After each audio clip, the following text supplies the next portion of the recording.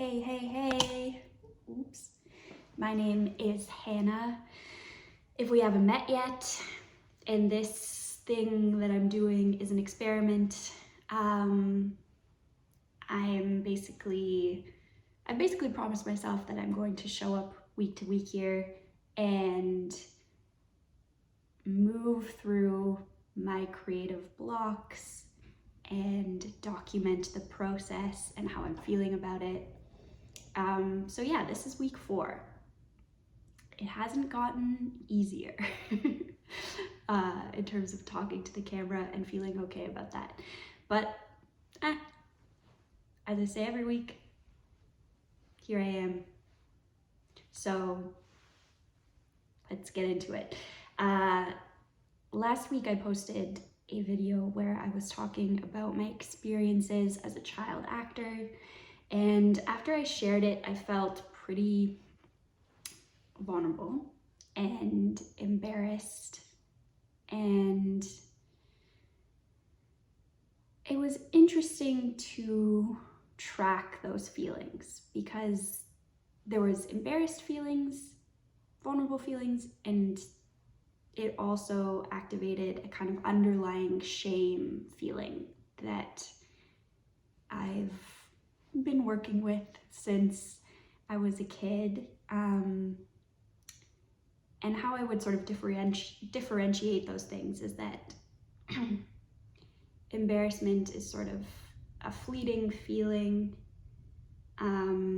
tied to like a social situation where you felt uncomfortable or exposed, whereas shame is something that is more of a consistent belief on some level that you are unworthy or that I am bad or unworthy, that kind of thing.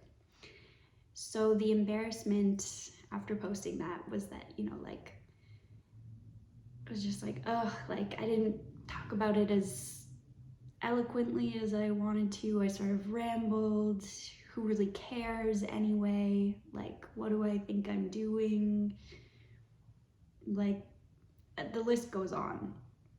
But I was able to speak back to that embarrassed feeling and I think interrupt the pattern of then going into shame about it, where it's like, I'm always this way, I'm a bad person, or I'm unworthy of love because I'm embarrassing or awkward. I was able to interrupt that and talk back to the embarrassed feeling and just really gently but firmly be like, who cares? It's survivable. I have been embarrassed before. I have done weird things, awkward things, many times. It won't be the last. But I continue on with my day. And in a couple days, maybe in a week, it won't even be that embarrassing anymore. The feeling will not be as strong. Probably I'll be able to laugh about it. Like, some of the most embarrassing things that I thought I'd never get over become really great stories. And that's a very empowering thing that I like to remind myself when I'm even sort of scared of getting embarrassed, or being in a social situation that I think is going to be awkward. I'm like, it's going to be a good story eventually, So I highly recommend thinking of it that way. And so yeah, I was able to remember that and to remind, I think, the part of me that was feeling embarrassed that it's all good. It's okay to be awkward. It's okay to say things ineloquently. Like, you did it. It's there. It's still there. It's survivable. It's okay. So yeah, that's feeling pretty good, And we'll see how embarrassing I find this video.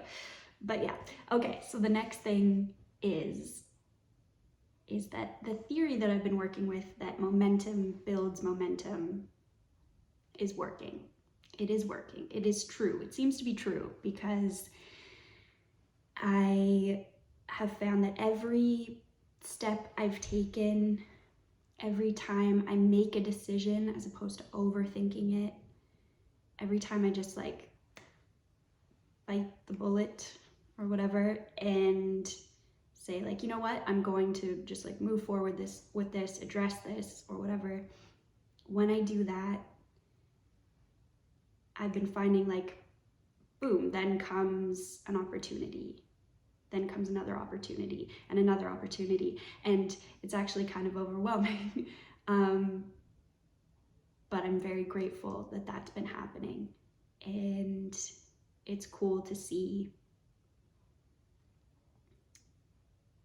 And I really feel like this process has been teaching me that, of just like, even if there aren't external opportunities coming in, I do feel like every week there's an opportunity to share something and it's holding me accountable to doing that. So that consistency has been creating the momentum to keep going. And then the external world starts to also have momentum and opportunities. So I'm excited about that. I'm feeling good. At the same time as feeling good, there is the feeling of overwhelm, which creates definitely a nervous feeling, anxiety about things that I'm like, I don't even know logically why I'm anxious about this, because I've A, either done this thing before, or B, like, it's not that scary, you know, on like a logical basis. It's just like, it's not life-threatening, you know, like, but I think I am just embracing that. I'm embracing the nervous feeling, taking it one step at a time.